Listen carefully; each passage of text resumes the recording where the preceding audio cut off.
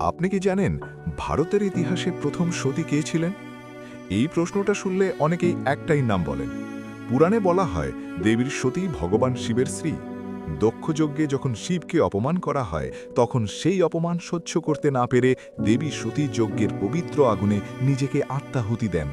এই ঘটনা আমাদের শাস্ত্র, বিশ্বাস আর পৌরাণিক কাহিনীতে গভীরভাবে জড়িয়ে আছে।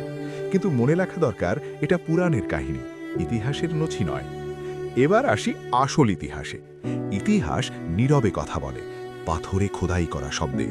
৫১০ খ্রিস্টাব্দ, মধ্যপ্রদেশের ইরান অঞ্চলে একজন সাহসী সেনানায়ক গোপরাজ যুদ্ধে শহীদ হন। তার মৃত্যুর পর সমাজ, সময় আর বিশ্বাসের চাপে তার স্ত্রী স্বামীর চিতায় সহমরণে যান। এই ঘটনাটি ভারতের ইতিহাসে প্রথম নথিভুক্ত সতীদাহ, যার প্রমাণ আজও শিলালিপিতে রয়ে গেছে। এখানেই পার্থক্যটা বোঝা দরকার।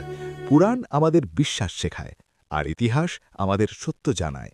ইতিহাস আর পুরাণ দুটো এক নয়। আপনি কি এটা আগে জানতেন? কমেন্ট করে নিচে জানান।